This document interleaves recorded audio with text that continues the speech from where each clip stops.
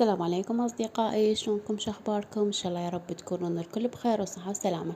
وجيت اليوم وياكم بفيديو جديد ويوم جديد اللي هو اليوم فطورنا اللي هو الدولمة العراقية على أصولها. وهنا أنا أول ما بديت شرحت البصل وخليته على النار، وهنا أنا بديت أشوح الخضار بهاي الطريقة في يعني طاوة، أشوحه قبل كل شي وأخلي البصل يسلق إلى أن يتذبل كلش هو والخضار همات.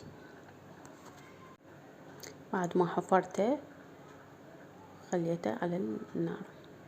وهنا عندي هاي المكونات وهاي الخضار اللي شوحتها قدامكم. وهنا عندي هذا لب الشجر والباذنجان، وهنا البصل طماطة وكرفس وكنفس من الثوم، وهنا هذا اللحم وهاي الخضار اللي سويناها وياكم. وهذا البصل شلون صار كلش حلو ترف. هنا عندي كمية من التمن ما يقارب كاسة. وهنا راح نبدي نلف نخلط المكونات. هنا أنا عندي قطعة من اللي هي مالت الخروف، فرمتها ضفت اللحم عليها، وراح هنا أضيف المكونات اللي هي الطماطة والكرفس والبصل، وراح أخلطهم سوا.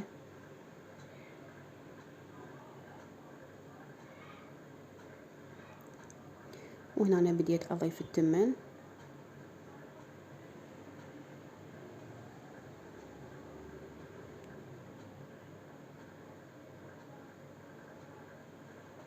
وهاي عندي التوابل اللي هي بهارات الدولمة والملح واللمندوزي فقط أني أضيف بس هذولي للدولمة حتى طعمها ما يتغير.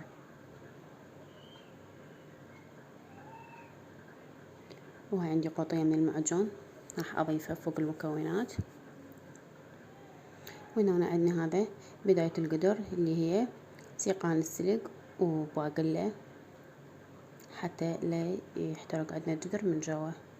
اكو ناس يخلون ضلوع او شي، بس انا ما متوفر عندي حاليا ضلوع. وهاي بعد ما خلطت المكونات وصارت الخلطة بهذا الشكل راح ابدي الف.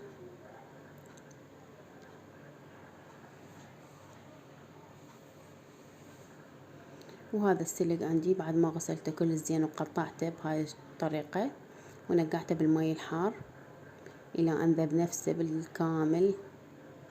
راح ابدي الف الدولمة مالتنا.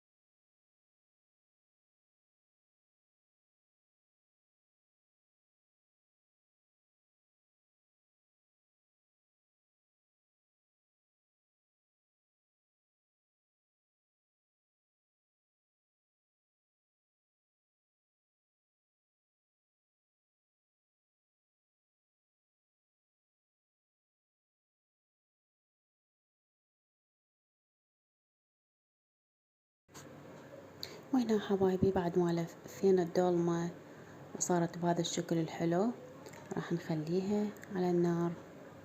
خليكم وياي حبايبي.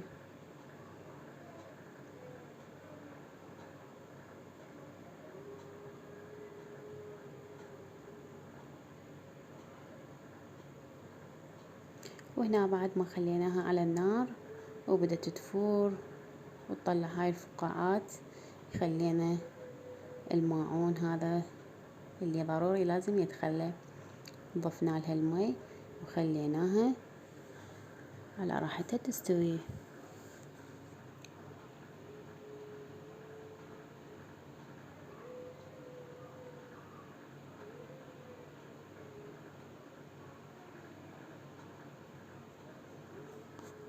وهنا حبايبي بعد ما كملت عندنا الدولمة وقلبناها وصارت تخبل، والريحة ما احكي لكم عليها، وصلت السابع جار.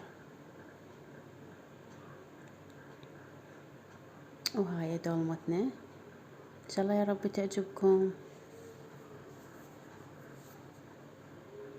وهاي اللمسات الأخيرة.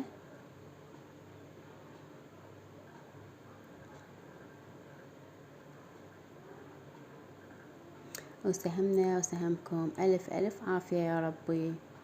ولا تنسوني باللايك والاشتراك ودعم القناة، لأن مثل ما تعرفون أني قناتي جديدة، قناتي هذيك تهكرت وفتحت هاي القناة جديدة، وأتمنى دعمكم. لا تنسوني باللايك والاشتراك، دعم القناة حبايبي. ولهنا أختم فيديو اليوم وياكم، ومع ألف ألف سلامة.